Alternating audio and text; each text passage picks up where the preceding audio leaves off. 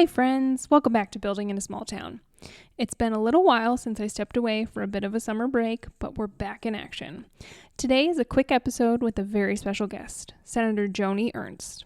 I first connected with someone from her staff back in May when I was in DC for a Meta event. That staffer thought she would be a great fit for the podcast, and I absolutely agreed. I was finally able to catch up with her at her second annual Entrepreneur Expo at the Memorial Union at Iowa State. Special thank you to Grace for finding some time in the schedule for me to sit down with Senator Ernst for a conversation.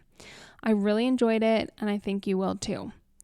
Before we get into the episode, I just wanted to take a moment to say thank you for listening and ask you to make sure that you're subscribed on whatever your listening platform. While you're at it, if you could also drop a quick rating and review, that's a simple, free way to support the show, and it helps others find the show. Thank you again, and let's get into it.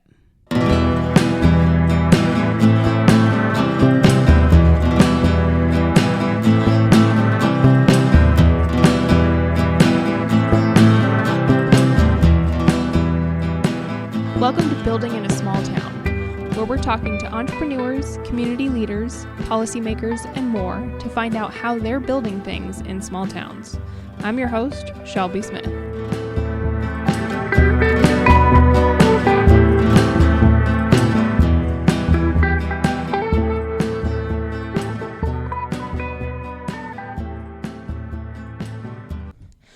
All right, hello and welcome back to the Building in a Small Town podcast. Today I am joined by a special guest. We have Senator Joni Ernst today with her Entrepreneurial Expo at Iowa State University. So thank you so much for taking some time to sit down with me. Yeah, it is great to be here and to be back at Iowa State University. I graduated from here way back in the day, but it's great to be here and bring all of these wonderful entrepreneurs and small business owners into the community of Ames. Yeah, absolutely. So full disclosure, I did some background research and I didn't realize this, but you are the first woman serving in Congress for Iowa. When you were elected, you were the first one. Yes. And now you fast forward a decade in office and 50% of the Congress people serving Iowa are now women. Exactly. How does that feel? I know it feels fabulous. I was surprised that it took this long to get a woman serving in federal office from our great state of Iowa. Also, the first female combat veteran to serve in the United States Senate as well. So clicking off a number of firsts, but we're glad to have broken some of those glass ceilings and provide opportunity for so many people. Yeah, well, that's amazing. I just wanted to compliment you on your trailblazing for that. So I think that's awesome to go from the first to 50% representation Absolutely. in a decade. That's awesome. Absolutely. So you grew up in rural Iowa, so you are no stranger to rural. Do you have really fond memories of growing up in rural Iowa? Would you have changed that in any way? No, I love it. And I still live in the community that I grew up in. So I live in Montgomery County, Iowa, southwest Iowa. We have a population that hovers around 10,000 people in the county. Went to school in Stanton, Iowa, a community of about 700. I had 24 folks that graduated in my class. I live in Red Oak now, which is our county seat. But I loved the way I grew up. I grew up on a farm with an older sister and younger brother.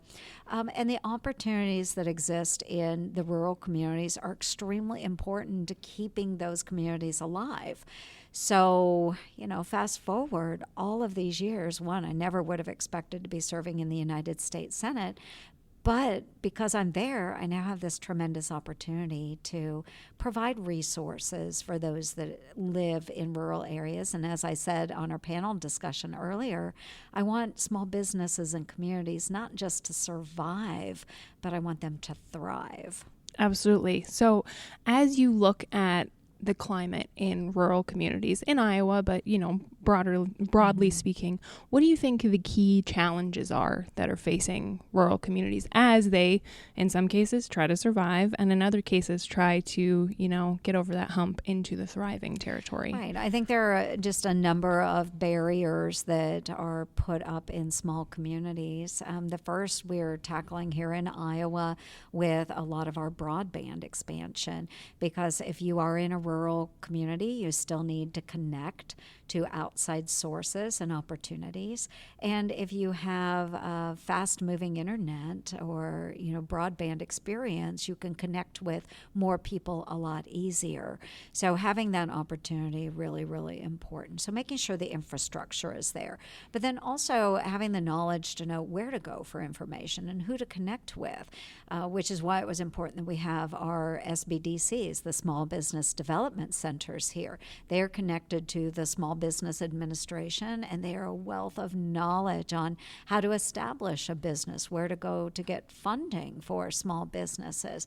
All of that needs to exist for those small business owners that are just dipping their toe in that water. Capital is also extremely important, which again, mentioning the SBA and opportunities there through the Small Business Administration, whether it's loan opportunities, grant opportunities, all of that is really important. So connecting all of those dots and making sure that our small business owners, whether they are established small business owners that want to expand opportunity, or whether they are someone that has just either graduated high school, graduated college, that don't want to move out of the state, they want to stay in their small community, making sure that we are providing those opportunities. So federal government, state government, local government partnerships, and of course private industry is the key. Right. All of that is super important. And I feel like many people don't realize a lot of those SBDC resources, those are free. You can go in and have some conversations about starting up a business, about, getting those business plans. A lot of those are free. It's just a matter of knowing that the resources are there. Exactly. I had a gentleman, one of my neighbors in Red Oak, Iowa, that had a really cool invention, but he had no idea where to start or how to market it. So he was able to go to a small business development center, go through their information, talk with some folks on staff to be able to get that into the marketplace. And so that's just one small example of someone who had a great idea. He is working another job, but had this side business. He decided, hey, this tool works for me. It will work for other people as well, but provides another stream of income for him and for his family. So, and could turn into much larger opportunities too. So the SBDCs are absolutely key. If you want to know where to go, they're going to provide you the information. And again, you're right. It is free to you. It is provided for taxpayer dollars. So many people are taxpayers. Take advantage of the resources we are offering. Absolutely. So you are a member of the Rural Development Committee, and then you are a ranking member of the Small Business and Entrepreneurship Committee. So what are some of the things you guys are working on right now to help support, rural vitality, rural economic development, all of those kind of things? Can you speak on that a little bit? Yes, absolutely. So I am on the Rural Development Subcommittee, which is part of the Agriculture, Nutrition, and Forestry Committee in the United States Senate. So we do focus on opportunities, grants, loan opportunities through the USDA, U.S. Department of Agriculture. So focusing on things like broadband, we've focused heavily on that in past years, but making sure that we're able to connect that last mile. And while it may not be fiber or cable, sometimes we'll have to look at other opportunities to connect small businesses with larger opportunities in the metropolitan areas. But we've done a lot of work in that area. Also looking at it through rural development housing situations, because if we want to keep our small businesses in these rural communities, we have to have great infrastructure. Housing is a big part of that. Just talked to one of our small businesses earlier. She does 3D printing of homes. So there are opportunities that we've been able to connect her with, doing materials testing and other things like that. But you name it, you think of it, we want it in our rural areas. So that's the work through rural development. If we turn to the Small Business Committee as well, I'm the ranking member of that committee. And one of the bills I'm working on right now is the Access Act. And that is a bill that will require federal government agencies to publish their requirements in plain language. And that's a hurdle that I've heard from so many small business owners in Iowa. They don't all have an attorney that's on their teams. They certainly don't have the dollars to spend on a team of attorneys to sort through paperwork and understand what requirements are coming from a federal agency. So having those things written in plain language, that eliminates a lot of barriers for our very, very small businesses across the state. Yeah, absolutely. As a small business owner who has gone through some of the grant processes, I very much appreciate, a simplification of languages and a reduction of hoops as much as possible, Right. Make it, I can absolutely appreciate that. So, let's go back to Montgomery County. Yes. What is one thing about Montgomery County that people overlook that you just wish more people knew about? Oh, gosh. Well, I would say, and this is true across so many communities, and I'll share the story of Stanton, Iowa as well. So it's a little tiny community of about 700 people, but the community invests in itself. They are always looking for grant opportunities. They stay in touch with me anytime they have a project that they are working on. But they are building a new child care development center, which is extremely important to keeping the local community thriving. Those young children that go to that center, eventually we hope will go into that small rural school district of Stanton, where I graduated from and my daughter graduated from. But also developing an industrial park and a technology park. So they are investing in the community themselves. And they don't focus on huge employers. I mean, everybody would love to have an employer that comes in and hires hundreds of people. But we know that in rural Iowa, that's very hard. So they focus on recruiting businesses that are small. Think our mom and pop shops, young entrepreneurs just coming out of college. They're trying to draw those folks into the community.